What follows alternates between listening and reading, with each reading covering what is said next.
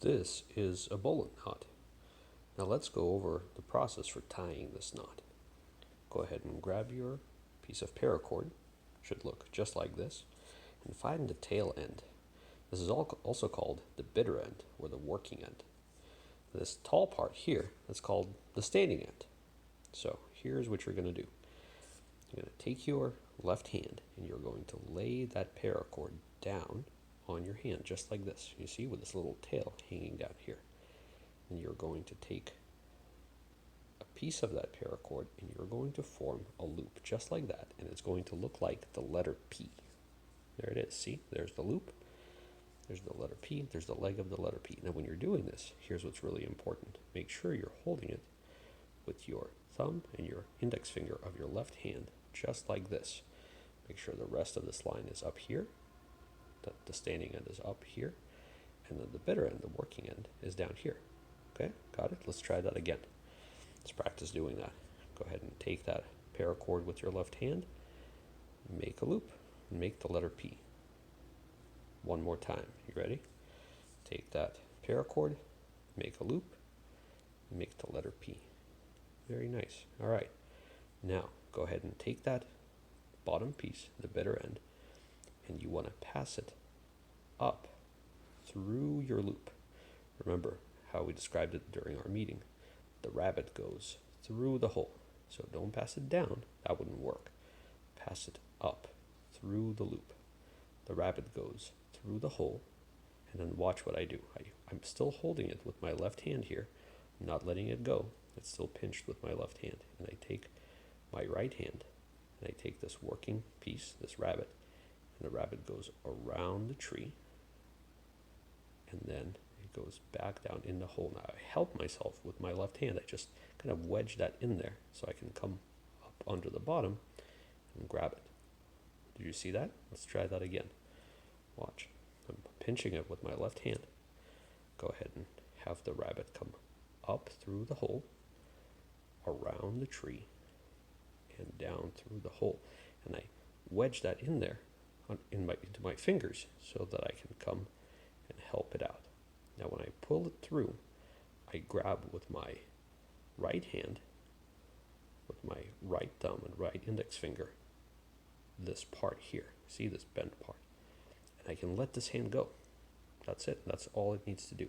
And then I just take the rest of the standing part of the paracord in my left hand and I pull on it, and watch what happens. It tightens around itself and it forms a nice small bowline. Now this is a bigger bowline, this is a smaller bowline. Both of them work. Now there's a second way to tie the same knot. Now, I'm going to show this to you, and this might make it easier. So we start the same way. Here's your paracord, it's in your left hand. We're going to form that letter P, just like this. Now here is the part that I think may make it easier.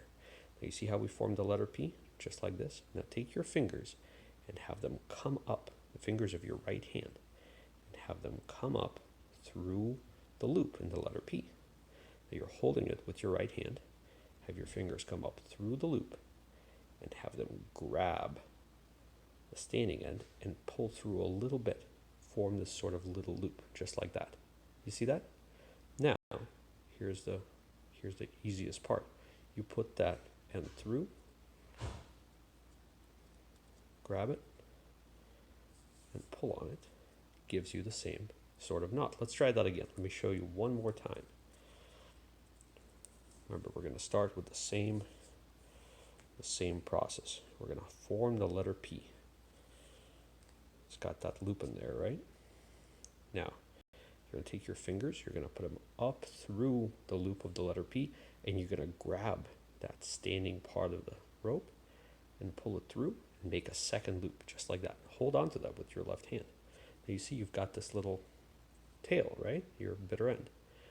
Go ahead and put that through this loop. It looks like the letter D now, sort of, right? Put that through that loop and bend it over onto itself so that you're holding it just like this. Okay? Once you're holding that, you're basically done. You can let this left hand go, grab the top pull on that. And there you go. You've got your bowline. Now here's the other cool part about tying it this way. What we've been learning is the classic bowline knot, but there is something else called a cowboy bowline. Sometimes it's called the left-handed bowline. The way you tie it is you make that loop that's shaped like the letter P. You grab your fingers, push them through, pull that little D loop out. Now remember how we came up through the hole?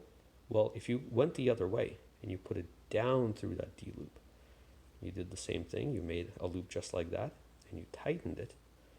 What you would get is you would get the tail on the outside. Now that is a left-handed bowline. Sometimes it's called a cowboy bowline, and it'll work just fine.